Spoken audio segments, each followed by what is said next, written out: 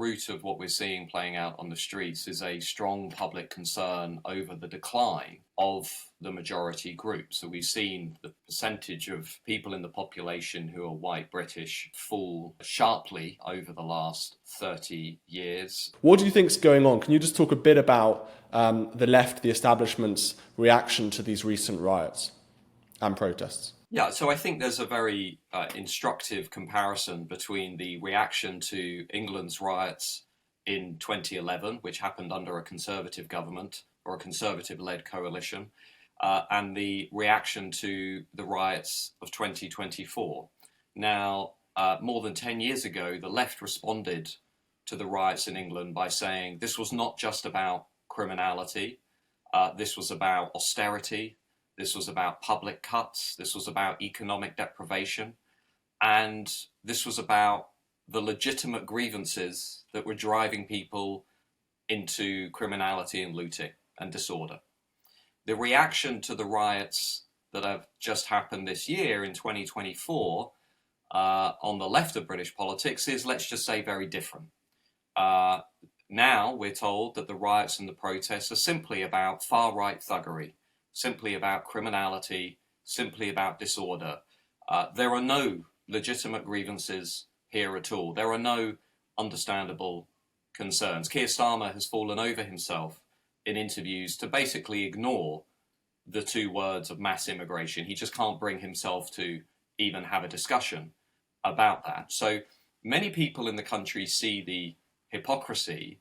And for people on the left, I think what is so difficult during these particular disturbances and protests is, I think, their awareness that this is in fact the direct result of 30 years of policies that began under Tony Blair and New Labour, were then continued by the so-called Conservatives in the Conservative Party, were put on steroids by Boris Johnson, who liberalised the whole system and lost control of the borders, and are now going to reach even higher levels. Mass immigration is going to become even more profound under Keir Starmer and Labour, who have already announced a series of policy changes within a month or so of coming into power. We're going to have more migration from Afghanistan. The salary thresholds are going to be abolished. The Rwanda deal has gone. The Illegal Migration Act has been amended.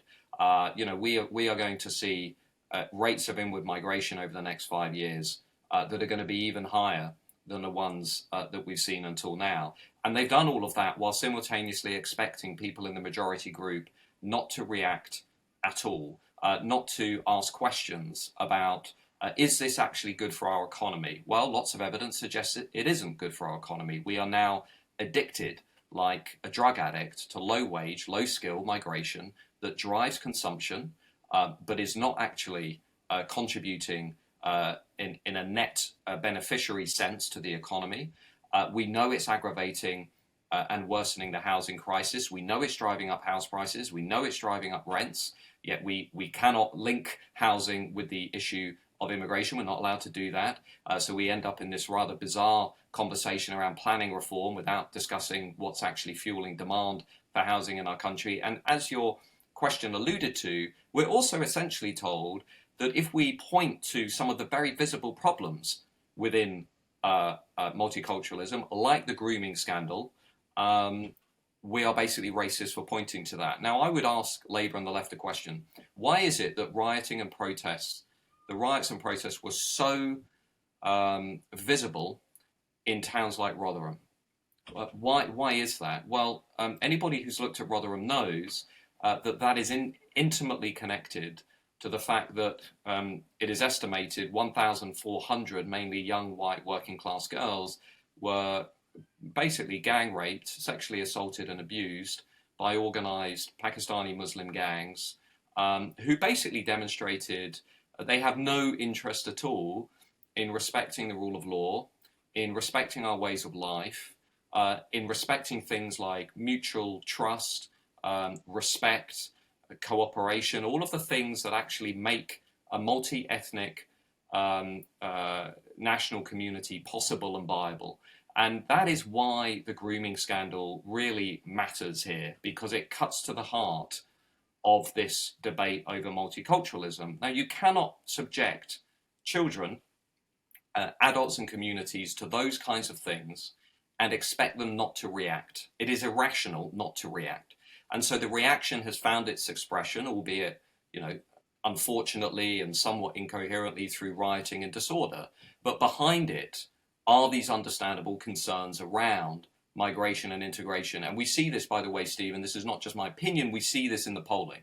If you look at the YouGov polling that we've had, yes, most people absolutely reject violence and criminality. They reject racism, and I think that's a good thing in British society. We also see in that polling large numbers of voters, sometimes up to 60%, about 58%, saying actually these protests, when done peacefully, people think they have sympathy for them, they can understand the point behind them. And that's where I think Labour and the left are lost, because they're viewing this as far-right thuggery, they're viewing this as racism, they're ducking the much bigger debate that we need to have in this country, which is about how on earth are we going to come out of this experiment? And that's what it is. No country has ever gone through this before in history. This is an experiment with unprecedented mass immigration, much of it coming from countries that are outside of Europe, many of them are predominantly Islamic countries. Many of the people coming into Britain illegally are mainly young Muslim men, very few women and children on those boats. We don't know actually what's going to happen. No country has gone through something like this. We have a higher share of foreign-born people in Britain than America had at the time of Ellis Island, right? I mean, this is unprecedented, what Britain is going through. So how can we come out on the other side as a healthy, vibrant, integrated community? Nobody can really answer that question. We're just hoping that this works out while not really talking about it and not expecting the British people and the English people to say anything about it. And I don't personally think that's a sustainable situation. That's why I've been writing about it. That's why I've been challenging the elite consensus in this country about it and saying, look, we need to completely change course, right? And that's what I've been trying to do. You talk about the left and you talk about Labour, but I also want to ask about the Conservative reaction to this. Look at Priti Patel. Priti Patel, she joined in the chorus against people like Nigel Farage. Rishi Sunak, what's he said in any way in opposition to Keir Starmer? How are the Conservatives holding Starmer to account for this? How are the Conservatives representing all of these people with legitimate concerns, millions of voters who are absolutely furious around the betrayal over mass migration? So what about the Conservative Party's reaction to these protests? I personally think the Conservative Party is philosophically, ideologically lost. I don't think the Conservative Party knows what it is anymore. I don't think the Conservative Party knows what it should be saying anymore. I don't think the Conservative Party knows who should be voting for it anymore. It has been completely adrift from the country since the Brexit referendum. It has been playing the same identity politics games as Labour and the left. We've seen even leadership contenders like Kemi Badenoch using the same rhetoric as left-wing identitarians. We've seen Priti Patel making comments that I don't think are useful for a Conservative to be making. I mean, it is ironic that Priti Patel is seen as a potential leadership, a potential leader for the Conservative Party, having herself presided over the mass liberalisation of the immigration system. And look, at the end of the day, we would not have Nigel Farage in British politics. We would not have the Reform Party in British politics. We would not have Tommy Robinson with millions of followers. We would not have GBNews. We would not have people like me writing about this stuff on Substack, were it not for the failures of the political establishment on issues around mass migration. If the political establishment had basically delivered what they said they would deliver, which was lower overall numbers, a self-governing independent nation with control over its borders, you and I would not be having this discussion. What happened, as we know, left and right presided over a consensus that suited the elite, but basically sold everybody else down the river. They built an economy that was completely organized around cheap migrant labor that global corporations loved, the London Liberals loved because it fueled their sense of moral righteousness. It brought them very few costs. They didn't have to pay the costs of mass immigration. But this policy has imposed enormous costs on everybody else. It's suppressed wages. It's directly worsened the housing crisis. It's undermined social cohesion. It's reduced social trust. If you look at the research, it's pretty clear. Robert Putnam said this about 20 years ago. Highly diverse nations tend to be low trust nations, where people become less supportive of contributing to the welfare state. Now, why is that? Because they don't know who's living next to them. They don't know who's in their community. So why would they trust their fellow citizens? And this essentially is what's happening to Britain. We are entering a sort of low trust, declining, divided society with high rates of segregation, and where if you do express a voice, you do express concern, you are wrapped up with the very sort of fringe minority of far-right loons and branded as far-right. And what's happened over the last 20 years, and look, I used to work in the academic literature on this, so like I'm very aware of what's happened. The term far-right, which most academics used to say was meaningless, by the way, because it's so broad, it encompasses so many things, it's been inflated to include people who aren't far right at all, but are asking questions like, is mass immigration sustainable? Or saying, actually, it's not sustainable at all. Is integration working? Why is it that we have Sharia courts operating in the UK?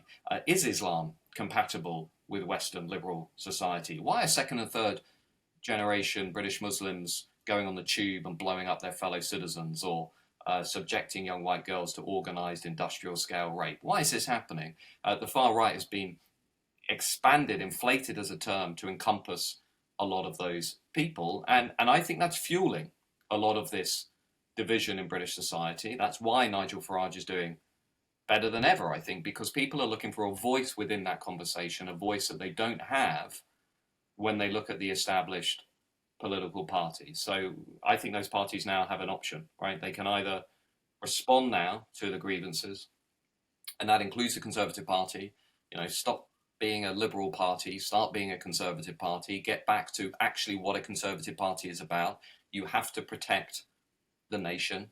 You have to protect our home. And if you are not willing to do that, if you're not willing to do things like leave the European Convention on Human Rights, reform the Human Rights Act, commit to, I would argue, a freeze on all non-essential migration outside of the NHS, if you're not willing to do all of those things, then maybe you should join the Labour Party or the Liberal Democrats. The blunt reality is most people in this country don't feel safe, and they're looking for a Conservative Party or a Conservative movement to conserve the things they care about, to conserve their national identity, their culture, their history, their traditions, their ways of life. And if the Conservative Party doesn't deliver that, well, I'm pretty sure the Reform Party will give it a pretty good go at delivering that instead. And that's where we are, right? This is ultimately about people feeling like they don't have a voice in this system. How has immigration changed the ethnic makeup of Britain?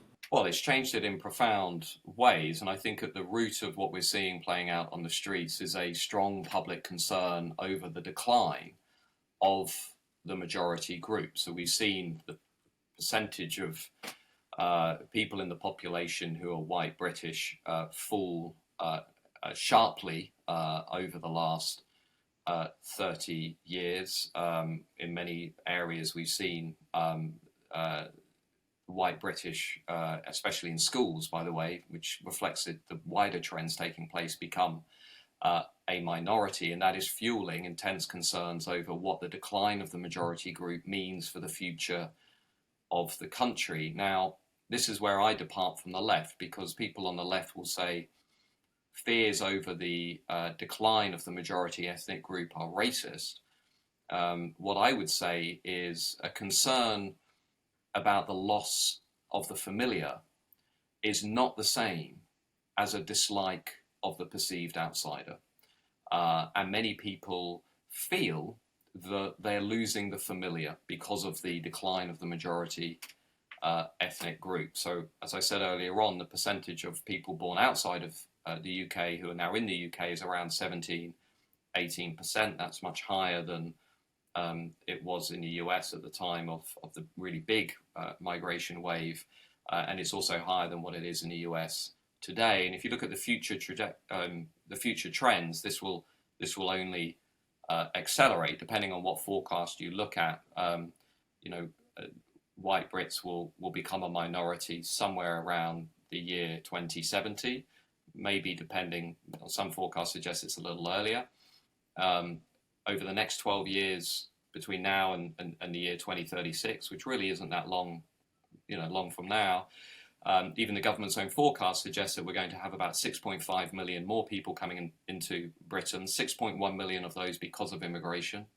So immigration is going to be responsible for 90% of all of our population growth over the next decade or so. So we're going to expand by a city about 75% the size of London over the next 12 years. Nobody yet is explaining how we're going to manage that change. And as the birth rate continues to decline in the UK, it's projected to fall to about 1.3 by the year 2100. Now, the replacement level, where a population is naturally replacing itself, is 2.1.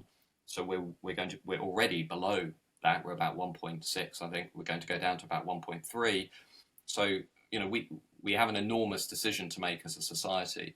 You can either now pivot to having a pro-family government policy and national culture which encourages people to have more children, which encourages that natural change, or you can continue to keep your foot on the pedal of unprecedented rates of mass immigration, creating a society that is going to be more divided and low trust. At the moment, it is immigration that is fueling the biggest increase in our population since the late 1940s. And of course, much of that is coming from outside of Europe. It's coming from Pakistan, Nigeria, Afghanistan, countries that are, I would argue, culturally very different, and some might argue incompatible in many ways with England, with Britain, with our ways of life and culture. So the changes are absolutely unprecedented, and they're fueling concerns over the decline of the majority group. And Stephen, I would just add that those concerns are shared by minority groups too. I mean, Eric Kaufman, who's an academic, a good friend of mine, he's done lots of work on this, showing that it isn't only the majority who fear the decline of their group in society, but minorities also fear the decline of that majority group because they associate the national community with the myths and the traditions and the symbols of that majority group. What does it mean were Britain and England to be majority minority? What would be holding us together? What would be integrating us? What would be giving us a sense of purpose and unity? It's not only members of the majority community who feel concerned about that, it's also minorities too. So the changes have been profound. They're not just to do with racism, and they're most likely going to accelerate in the years ahead. Do ethnically English people exist? Yes, of course they exist. So I was asked this question recently on a debate with Ash Sarkar, the self-described libertarian communist who works for Novara Media, and Ash asked a perfectly reasonable question to me, as sort of, which I think she anticipated was a sort of gotcha moment, where she said, "Look, am I English?" And my response to Ash Sarkar was, "Well, you're certainly British and English in terms of nationality, but not in terms of ethnicity. We know that Englishness has a very long tradition, is rooted, has ancestral origins that can be traced back hundreds, if not thousands of years. We know, this is a reason why in America and Canada the census gives the options of English. So many Americans recently who might be watching this interview were shocked to discover when they were doing DNA testing that the results were coming back saying that they were ethnically English. But yeah, we do, of course, we have ethnic origins. Now, I think for people on the left, that quickly becomes a discussion about racism because they only tend to think of nationalism in terms of a very thin, multicultural, civic vision of nationalism, and then everything else is what they would consider to be, blood and soil, ethnic nationalism, and so they frame the debate as being about, are you in the community or are you outside of the community? But as I said, most people out there hold a much more nuanced view of who we are, including the English, where they say actually, for a large number of people, that ancestry is very important, as is the shared traditions, the culture, the values, the language, respecting the rule of law. And it's, as the British Social Attitude Survey has shown, it's a bit of a mixed bag for a lot of people. They're not saying you have to be white to be English or British, but they are saying actually on balance, we think that if you're in this national community, you should respect, ideally you should have some linkage to that community. You should certainly respect the traditions and the culture and the values of that community. You should be concerned about the decline of that community. Because ultimately this comes down to the deeper question of what is it that makes us and us. Now, the kind of elite class would say it's about the celebration of diversity. It's about the celebration of multiculturalism. I would push back on that and say, well, if the only thing that makes us and us is that we celebrate welcoming others, then it's like saying you don't really have an identity of your own. If the only thing that is defining our national identity is that we celebrate diversity, well then who are we?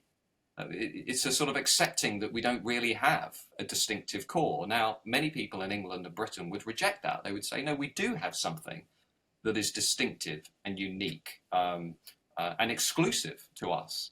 And I think that's ultimately what this debate takes us into. And it is why I think so many people have been rebelling politically and also socially, and unfortunately in some cases physically in recent years, because they can't quite articulate that. They have a sense that there is something being lost, and they have a sense that they need to express their voice in order to reassert that identity against an elite class that doesn't quite get it, against the winds of immigration and globalization, which are undermining and diluting that identity, and against this broken model of multiculturalism that says, well, actually, if you do celebrate your distinctive identity, then you're somehow problematic for doing so. There's something wrong with you.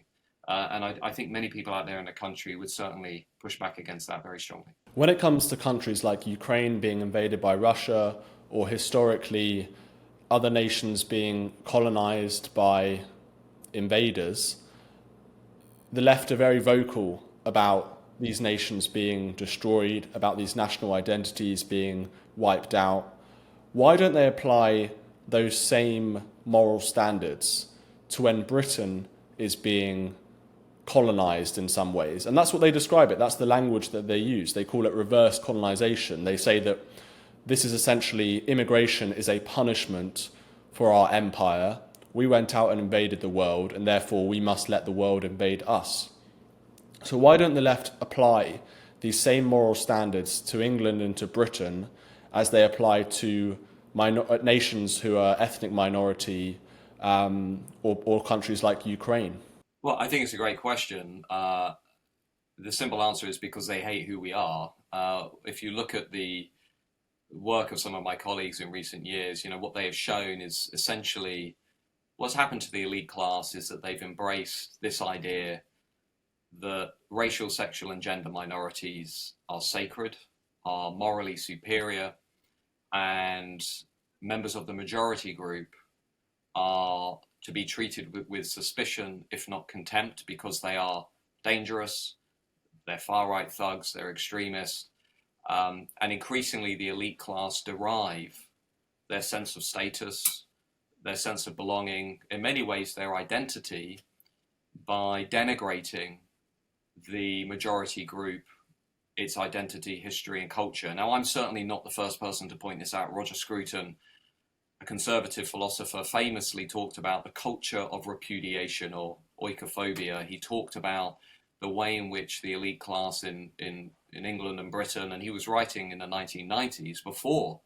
the experiment with mass immigration really took off. And Scruton made the point that the elite class has now become fully invested in this culture of repudiation, repudiating the country from where they belong, because they'd rather derive their legitimacy and status from other elites, from supranational organizations like the European Union, for example, which is why the elite class struggled so much with things like Brexit. But before Roger Scruton, there were people like Daniel Bell in the 1970s who talked about the rise of an adversary class. And he talked about an elite, mainly in America, that was unlike the traditional elite, the old elite, we might say, derived its sense of esteem and achievement by basically exhibiting a sort of dislike of majority culture, and it would sort of mock and laugh and denigrate majority culture in order to win more kudos from other members of the elite. And that's why I think, partly as well, this is ideological.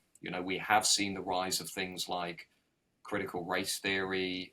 We've seen the rise of social justice ideas and movements on the university campuses, which have spread out into other elite institutions. And that has compounded a lot of this. But, most of the people who are writing about what's happening in the West today in terms of the rise of wokeism, a kind of anti-British, anti-Western outlook, trace this really back to the beginning of the 20th century and say that the elite class over time has basically diverged from the country that lives around themselves and have basically poured scorn on the majority culture and identity as a way of trying to win more status and kudos for themselves from other elites. And that is why people are rebelling, I think, so much today. I think they look at the national conversation and they see this tendency to treat the majority group as a source of embarrassment, as a source of shame.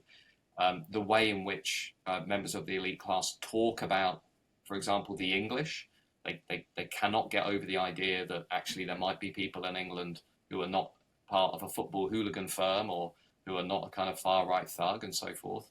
And they struggle to accept that many of the concerns that are driving ordinary people are entirely understandable, entirely legitimate about the decline of the majority group. So, the elite class has basically gone off a cliff. It's moved sharply leftwards.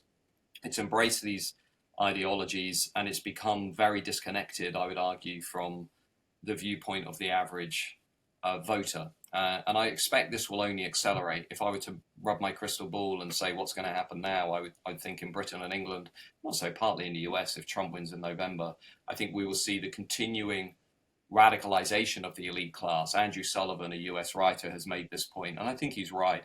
We are currently living through the greatest radicalization of the elite class since the 1960s. That they are now rebelling against the likes of Trump and Brexit, the rise of populism, these grassroots rebellions among voters, by doubling down on their own elite beliefs and values. And so they're moving further and further away from the average voter on many of these cultural identity questions. Would England be a better place without immigration, without the Empire Windrush landing in the 1940s? Would England be a better place? I think England would certainly be a better place without mass immigration. I personally think we need some migration, but I think we need to have limited migration. I think we need some migration for the National Health Service, and to some extent the social care system, but I do not think we need anything like what we currently have in terms of net migration rates of 700,000 a year. I think this is, as I say, mass immigration is managed decline. Let me put it like this. I was in Sweden recently, and Sweden used to be held up as the case study for how immigration works. Sweden was notoriously liberal. It was very tolerant.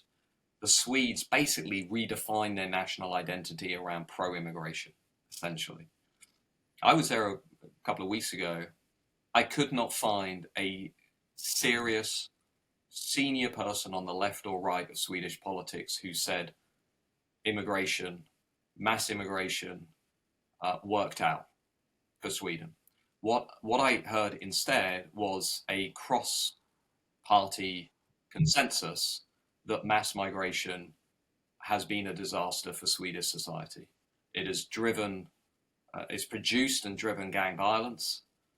It has left the Swedes feeling scared and anxious in their own country, and it has given them a very depressing sense that things are going to get worse, that the present is already worse than the past, but the future is going to be even more bleak. And you can see that, by the way, in the data. Sweden, by the year 2050, if you look at the Pew Research Centre will be about 31% Muslim by 2050 because of decisions Sweden has made.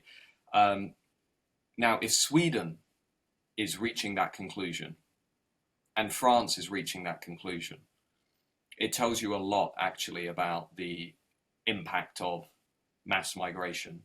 And I think this is a real test now for Britain and England to say, look, unless we hit pause, and I mean freeze all non-essential migration for a long period of time, I think we are going to have some very serious problems in our country, like Sweden, France, Germany, and Italy. Those problems we can already see. Well, we've begun to see them over the last 20 years, and they will become more acute. I'm happy to be a dissenting voice in sort of saying over and over again, this is going to be a very big mistake. We need to hit pause. We need to completely overturn multiculturalism. We need a much more assimilationist model of integration, which essentially says we're not going to tolerate people who don't tolerate our way of life anymore, and establish a boundary around that and a framework that delivers on that in a much more serious way. My question wasn't really around recent mass migration, I suppose. It was more, if you look before the Second World War, Britain was a homogenous society. It was 99.9% white British, people who'd been here for generations. They were the English, the British people. After the Second World War, our political class made a decision to start importing people in small numbers to begin with from around the Commonwealth, ex-Commonwealth countries, ex-Empire countries, and then to ramp that up to the extent that we've seen now. My question is, would England be a better place if the political class didn't make that decision to open our borders and to essentially destroy the homogenous society that existed before the Second World War? I think it's personally, I think it's a very difficult discussion to have, for the reason being that many of those people were British nationals, right? It was a different time, and we did have still a large empire, and it's not as easy to say, in hindsight, well, you should have made different policy choices. They were part of our community as it was defined at that particular point in time. And as I say, I think more or less up until the 70s and the 80s, I think on balance, those change. I personally don't have a problem with those changes in British post-war society. I think what happened as you went through particularly the Thatcher years and came into the 90s, you then started to see the rise of a political class that really wasn't interested in moderate cultural demographic change anymore. It was much more interested in a very unrealistic and unprecedented pace of change, which obviously culminated with Tony Blair and what happened after 2004, and which was then basically the rise of a new cultural consensus in the country embraced by the Conservatives. But I think, at that particular point in time, we also had an enormous obligation, I think, to a lot of people, many of whom had served in the Second World War as well. So I'm less negative on the earlier waves of migration. I suppose the reason I asked the question is because when one looks to a country like Japan, where they didn't make the decision to open their borders to every country in the world, they seem to have a very safe, functioning society. Same can be said of Hungary, Poland, and other places. I want to ask about just on that briefly, if I can. Yeah. I mean, I was in Hungary recently, and the one thing I would say about Hungary is, if you ever want the transition or a contrast of going from a society where there was very little immigration in Hungary, there is a strong focus on preserving the borders, the integrity of the borders in Hungary. There's also a very vocal opposition to social liberalism, gender ideology. I saw very little homelessness. There was a little bit, but not much. I didn't see much in the way of drugs. It just seemed like a much more cohesive society. And then arriving in the UK, flying into London Luton, as riots and unrest were unfolding across the country, as we just discovered that Labour were further liberalising the immigration system, and as our political leaders were demonising much of the rest of the country as far-right thugs, even I found myself in a curious position of, hearing from Hungarians saying, what on earth is happening to your country? And I do think there's just a brief, and I was in Washington recently as well, where I think you are.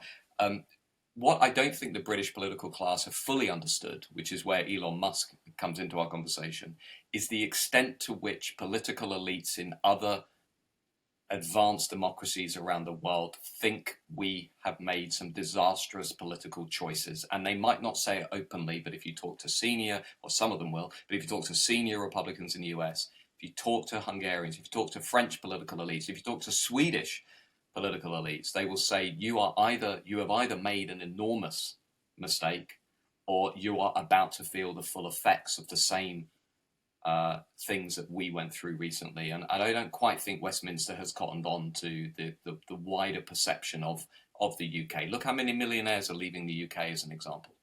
Look how many affluent people are leaving the UK. The sense of long-term social, cultural malaise has been picked up, I think, elsewhere around the world, especially America. And I don't think Westminster is really fully aware of that. You talk about how communities have changed in Britain. One of those places that have completely transformed is the East End of London. Used to be white working class, Cockney people. That's where my family are originally from, Dockers, Salt of the Earth. Very sort of particular, strong community has a huge history and culture. And that's essentially been wiped out by immigration. If you go to somewhere like Tower Hamlets or Hackney or anywhere in East London, Stratford, these communities have totally changed. I mean, you'll walk around Whitechapel and you'll just see Arabic signs, or you'll see, lots of other languages. You'll see lots and lots of mosques. You'll see people wearing kind of Muslim garb and so on. And people from the East End, they've just moved to other parts of the country. They've moved.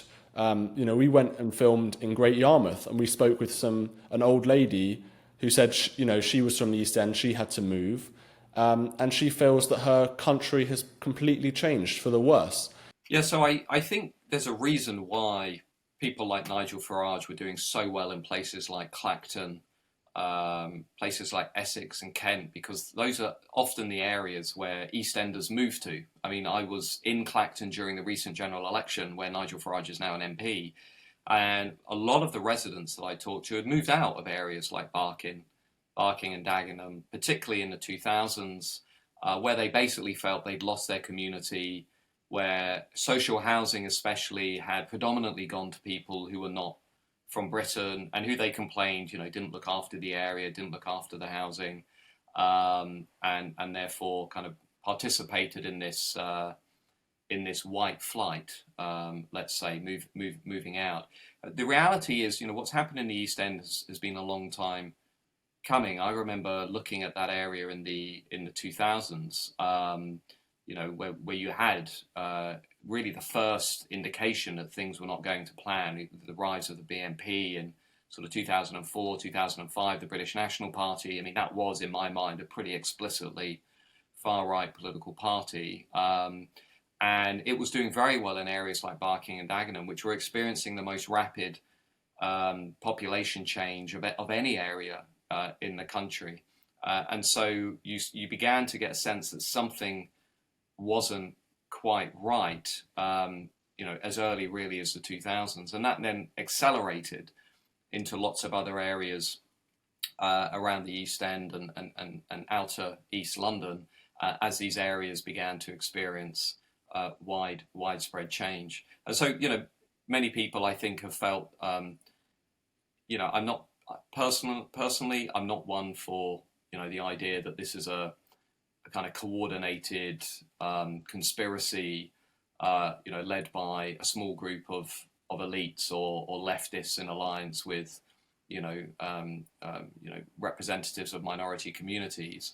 But what I would say is it's a product of general incompetence, and it's a product of an elite class that holds a fundamentally different set of values from everybody else. And essentially what's happened is, mass migration has been imposed on those communities from above with no real discussion about how that would impact, resources, how it would impact feelings of belonging, and people were just left to navigate it on their own. One of my favorite books is by a French geographer called Christophe Gouillet, Twilight of the Elites, who looking at France, makes the point that if you look at the outer areas of big cities, a bit like the East End, what basically has happened is the elites kind of imposed, hyper globalization on those communities. They brought in large scale multinationals that had no real sense of national loyalty or obligation.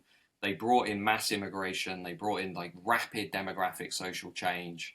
They brought in a kind of low skill, low wage Deliveroo economy where everybody was fighting over these, crappy jobs that didn't pay very well, didn't give them much protection. There was no compensation for what had been lost through globalization. This is why I personally struggle with some of the decisions that Thatcher made in Northern England and the industrial heartlands. I'm not by any means a Thatcherite economically. I think lots of those decisions, really did have a negative impact on lots of communities that later found its expression through things like Brexit, the fall of the Red Wall, the rise of Nigel Farage. Globalization basically hammered white working class communities in Western economies. I mean, we know that. We've got lots of evidence for that. And in the outer periphery areas of big cities like the East End, those effects were often felt most dramatically, and nobody bothered really to think about what might happen to people who had to live with those changes. And so unsurprisingly, they left. And I think one of the big stories in the UK that we don't talk about so much is just how many people from, the white British majority have left their communities and moved elsewhere. In some cases, actually, have moved out of the country altogether. I mean, this idea of the Great Retreat, people just leaving the UK more generally. And we don't really talk about that. It's very uncomfortable to talk about people moving out of communities. But with the East End, that's exactly what happened. What do you make of the media's response to the anti-protests, the counter-protests the other night? There was meant to be 100 so-called far-right rallies across the country. Where that number came from, I think, is quite duplicitous or quite sort of suspicious. And then in response, you had these huge protests in areas of London that are extremely left-wing, where you see protests all the time about any number of issues. And you kind of saw a mixture of people, refugees welcome people, far left people, Islamist people come together. And then every single newspaper front page, whether it was the Daily Mail, the Daily Express, the Guardian, or the Times, had almost the exact same headline using the same photo, essentially the day when marchers destroyed the hateful people, the far right was destroyed by these communities supposedly coming together. What did you make of that media kind of reaction to these counter-protests? Well, the first thing to say is, I think like everybody in the country, we all want the riots to stop. We don't want disorder. We don't want violence. So any decline in that, I think, is positive. Now, peaceful protests, I fully support. And if people want to peacefully protest, I think that's fine. I say that because I think much of the coverage in response to the riots and the disorder in recent days has been very curious. I found it, like lots of people, rather bizarre that the front page of every national newspaper basically had the same picture with the same message, which is essentially anti-racist triumph over far-right thugs, cementing this sort of, I guess, idea or narrative that the good guys have won and the bad guys have lost. And I think that's problematic for a number of reasons. One is, I think a lot of people who would have looked at newsstands would have realized that there was something very suspicious going on, and would have been asking themselves what was behind the sort of coordination of it. I think secondly, it reflected the panic and the anxiety and the concern among much of the elite class who clearly didn't quite understand what was happening in the country and why it was happening. So we're trying to kind of impose a kind of particular view that is sort of, the myth of Cable Street, almost going back to the interwar years, that, the good guys stood down the bad guys. We've had no real discussion about what led the bad guys onto the streets to begin with. We've had no real reckoning with that. This has been framed very much as a law and order criminality issue. Yvette Cooper, the Labour Home Secretary, has kind of come down hard on everybody involved with the protest, but we haven't had any meaningful discussion about what's behind them. And meanwhile, we've moved very quickly into what I think is a very worrying turn in British politics. Talking about clamping down on what people are tweeting, what they're saying on social media, expanding the definitions of Islamophobia, far right, and hate to basically stigmatize and silence people who maybe are critical of, Islam, or maybe have a slightly different view of migration. We've had, terms like far right being applied casually by the same people who weren't sure whether we should be referring to Hamas as terrorists. And I think you kind of have a perceived imbalance in how people have been having this conversation nationally. So I don't think people are idiots. I think people see that there's a broader competition or conflict playing out between the official narrative, which is what you saw in the front pages of those newspapers, and then the kind of unofficial narrative that we see on new media, on Twitter, X, YouTube, Substacks. And I think what was interesting about the riots and the unrest too, while we're having this conversation, is that, for the first time ever, unlike 2011, people could really get a sense of what was happening on the ground while looking at the BBC homepage and The Guardian and others, and realizing that they were being given a very particular narrative that was not reflective of what was actually happening on the ground. So I wrote about this week. I think the game has changed. I think there is a new media ecosystem, including, by the way, GBNews. I think it also includes YouTube, includes the Substacks, it includes Twitter X. And as Konstantin Kisin said this week on Twitter and X, there's no going back to where we were before. The conversation has been forced open. And watching also the likes of prominent left-wing commentators, Paul Mason, Jessica Seymour, Oliver Cam at the Times, even conservatives like Tim Montgomery, calling for alternative views to be shut down, television channels to be closed, licenses that have been given to alternative media to be revoked, Substackers to be chucked out of public life, demonstrates the illiberalism that I think accompanies today's elite, that there is no serious interest in actually looking at the root cause of this. It is simply a kind of very childlike reaction of just get this out of the room. I don't want it. I've got my fingers in the ears. Everyone over here is a far-right thug. This is a criminality issue. Just get it out of the room. And if we need to kind of paint this narrative to convince you as to what's happened, we're going to do that. But actually what's left are the millions of people who are saying, well, hang on a minute. Who's going to fix the borders? Who's going to lower migration? Who's going to integrate our local communities? Who's going to make us feel safe?